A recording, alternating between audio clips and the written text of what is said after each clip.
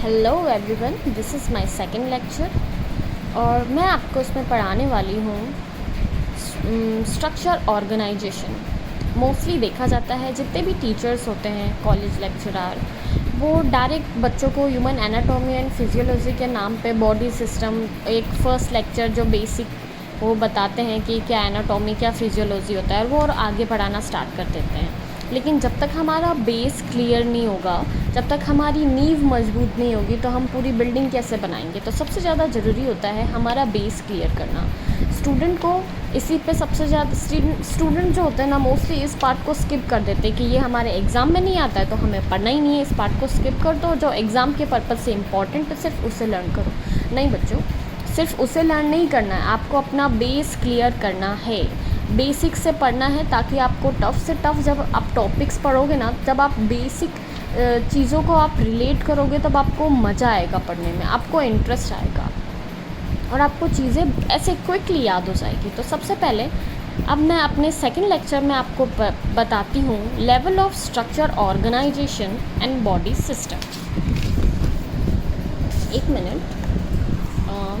इसके अंदर structure organisation and body system को पढ़ाने के लिए हमारा बॉडी का जो स्ट्रक्चर ऑर्गेनाइजेशन होता है वो कितने लेवल में डिवाइड होता है, वो 5 लेवल में डिवाइड हो जाता है। मोस्टली तो 4 ही है, ये 5 वाला जो है पूरा इन 4 से मिलकर बना है। सबसे पहले आता है chemical level, cellular level, tissue level, organ system level and organism level. देखो, सबसे पहले मैं आपको बताती हूँ केमिकल लेवल। केमिकल लेवल के अंदर क्या आता है?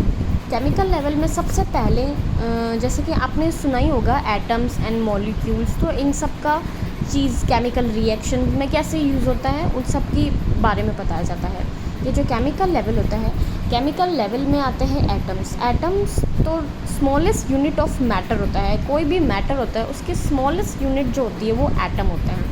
ओके, एटम जो होते हैं ये केमिकल रिएक्शन में इनका रोल प्ले करते हैं।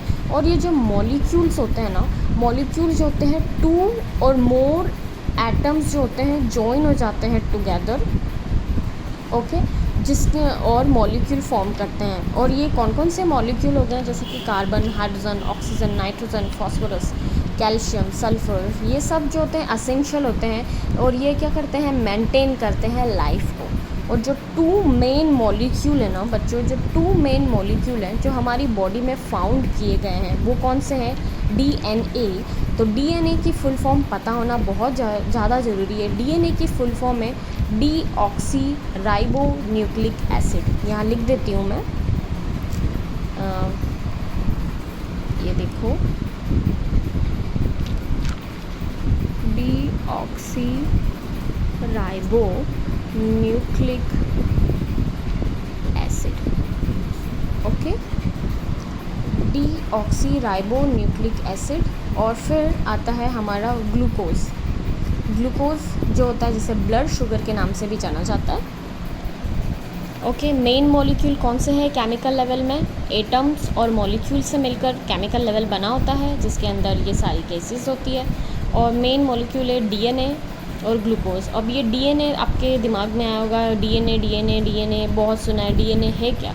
डीएनए की फुल फॉर्म तो है डीऑक्सी राइबो न्यूक्लिक एसिड। और डीएनए होता क्या है बच्चों? डीएनए जो है ये एक जेनेटिक मटेरियल है जो पास्ड किया जाता है from one generation to next generation. Okay, DNA responsible होता है, यही जेनेटिक मटेरियल है। और आरएनए और भी है, वो आगे बताती जाऊंगी, अभी के लिए आपको इतना याद रखना है। और ये ग्लूकोज है जिसे इसको ब्लड शुगर के नाम से भी जाना जाता है। ये तो हो गया हमारा केमिकल लेवल। केमिकल लेवल के बाद अब हम पढ़ेंगे सेल्यूलर लेवल। सेल्यूलर लेवल के अंदर क्या होता है बच्चों? इसके अंदर क्या जाएगा, कंबाइंड फॉर्म ऑफ मॉलिक्यूल होती है, ठीक है, जिसे क्या बोला जाता है, मॉलिक्यूल्स जो होते हैं ना वो मिलके बनाते हैं ग्रुप्स ऑफ मॉलिक्यूल। आपने सुना ही होगा, ग्रुप्स ऑफ मॉलिक्यूल सेल बनाते हैं और groups of cell tissue and groups of tissue body. तो अब हम सबसे पहले फर्स्ट की बात करेंगे, मॉलिक्यूल्स। अब आपने जैसे पढ़ा था group of cells, tissue group of tissue, body. अब ग्रुप ऑफ सेल्स किससे बनी होती है? ग्रुप ऑफ सेल्स बनी होती है कंबाइंड फॉर्म ऑफ मॉलिक्यूल से। ओके, अब उसके बाद आती है बॉडी सेल्स। अब ये सेल्स है कौन कौन सी? लाइक बॉडी सेल्स होती है, मसल सेल्स होती है, नर्व सेल्स होती है। ओके, ये तो हो गया हमारा सेल्यूलर लेवल, यानी कि सेल वाले लेवल पे। सेल्यूलर लेवल के बाद आता है टिश्यू लेवल। मैंने जैसे बोला था ना, ग्रुप ऑफ सेल के बाद टिश्यू बनाएंगे, तो अब हम टिश्यू में आ जाते हैं। तो टिश्यू लेवल को क्या बोला जाता है? ग्रुप ऑफ सेल क्या कहलाता है? टिश्यू। अब ये तो आपको पता है, लेकिन आपको टिश्यू के टाइप्स भी पता होना बहुत ही ज़्यादा ज़रूरी है। तो ये 4 टाइप्स के होते हैं। अब ये 4 टाइप्स के कौन कौन से होते हैं? Epithelial tissue, connective tissue, muscular tissue and nervous tissue. 4 types के। जैसा जैसा मैं बोलती जाती हूँ, अगेन आपको भी बोलते जाना है, जिससे आपका माइंड उन चीज़ों को रीड करेगा और लर्न इजीली आपको हो जाएगा। Epithelial tissue, connective tissue, muscular tissue and nervous tissue. ये हो गया हमारा टिश्यू लेवल। अब हम आगे पढ़ते हैं हमारे 4th टॉपिक पे, ऑर्गन सिस्टम। ऑर्गन लेवल के अंदर जैसा कि मैंने बताया था, group of cell tissue, group of tissue organ. तो अब इसमें क्या जाएगा? Tissue are joined together and to form organ. Okay, organ system जैसे कि यहाँ पे हम रेस्पिरेटरी सिस्टम का मैंने एग्जांपल लिया है। रेस्पिरेटरी सिस्टम वो किसके लिए रिस्पॉन्सिबल होता है? For the breathing and respiration. इसके अंदर इंक्लूड किया गया है nose, nostril, pharynx, throat, larynx, जिसे साउंड बॉक्स बोला जाता है। यहाँ मैं मेंशन कर देती हूँ, sound box, bronchi, lungs, alveoli. ये सब अभी आपको मैं डायग्राम से एक्सप्लेन करती हूँ, लाइक दिस।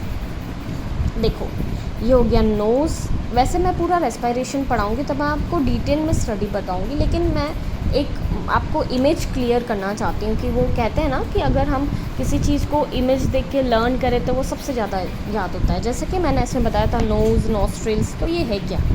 ये बच्चों नोज़ वाला पार्ट है। तो नोज़ वाले पार्ट के अंदर आता है नेज़ल कैविटी, नेज़ल ऑनकाई, नेज़ल वेस्टिब्यूल्स। ठीक है, जैसा कि मैंने इधर बोला था, ये नॉस्ट्रिल्स, तो यही पार्ट है। नेज़ल हो गया। ये जो फेरेंक्स बोला था, जिसे मैंने बोला था थ्रोट, ये हमारा थ्रोट हो गया। ये हमारा हो गया लैरिंक्स, जैसे मैंने बोला साउंड बॉक्स। बच्चों, लैरिंक्स के अंदर मोस्ट इम्पॉर्टेंट थिंग आती है एपिग्लोटिस। जो एपिग्लोटिस क्या काम करता है? जैसे कि फेरेंक्स में ये जो होता है ना बच्चों, कॉमन पास होता है किसके लिए? For the food and air के लिए। अब इसके अंदर लैरिंक्स के अंदर एपिग्लोटिस आता है। एपिग्लोटिस का बहुत ही मोस्ट इम्पॉर्टेंट पार्ट है। एपिग्लोटिस क्या करता है? एपिग्लोटिस का काम है, जब हम फूड इंटेक करते हैं ना, एनगल्फ करते हैं, तब उस टाइम एपिग्लोटिस जो होता है, जो हमारी एयर पाइप होती है, वाइन पाइप को कवर कर लेता है। जिस टाइम हम खाना खाते टाइम जब हम खाने को निगले तो हमारी वाइन पाइप के अंदर ना जाए। बहुत टाइम बाद आपने देखा होगा, मोस्टली खाना खाते लोग बहुत सारे लोग उलझ जाते हैं ना, तो वो यही प्रॉब्लम हो जाता है। उनका एपिग्लोटिस उस टाइम क्या प्रॉपर वर्क नहीं कर पाता है, तो उस टाइम थोड़ा सा खाना वाइन पाइप में चला जाता है, जिससे बार बार खांसी आ जाती है। ये मैं एक एक चीज़ आपको बाद में बताऊंगी। पहले मेन हो गया, नोज़ हो गया, फेरिंग्स हो गया, लैरिंक्स हो गया। उसके बाद ये हमारे ट्रेकिया हो गया, ये हमारा ट्रेकिया हो गया। और ये हमारी रिंग्स हो गई, जिन्हें ब्रोंकाई रिंग्स बोला जाता है। ओके, ये हमारी मेन ब्रोंकाई हो गई, ये ब्रोंक्यूल्स हो गई। ओके, ये हो गया हमारा राइट लंग, ये हो गया हमारा लेफ़्ट लंग, राइट लेफ़्ट, और ये हमारा पूरा डायफ्राम। ओके, डिटेल में स्टडी मैं आपको बाद में बताऊंगी। मैं आपको मेंशन करती जा रही हूँ ताकि आपको ऐसा ना लगे कि मैं स्किप कर रही हूँ, क्योंकि अभी मैं आपको एक बेस क्लियर करना चाहती हूँ, इसलिए। ये देखो पूरा है, external nostril, nasal chamber, internal pharynx, glottis, larynx, trachea, primary bronchiole, secondary, tertiary, total respiratory. मैं आपको गूगल पे भी मेरी साइट दे दूँगी, जिससे आपको नोट्स प्रोवाइड हो जाएंगे। पूरा PDF के फॉर्म में मैं आपको वहाँ अपने नोट्स प्रोवाइड करवा दूँगी। ओके, ये आपको रेस्पिरेशन सिस्टम की कंप्लीट हो गई। ये हमारा रेस्पिरेशन का एनाटॉमी है। और जब हम इसके मैकेनिज़्म की बात करेंगे ना बच्चों, तो ये होगी उसकी फिजियोलॉजी।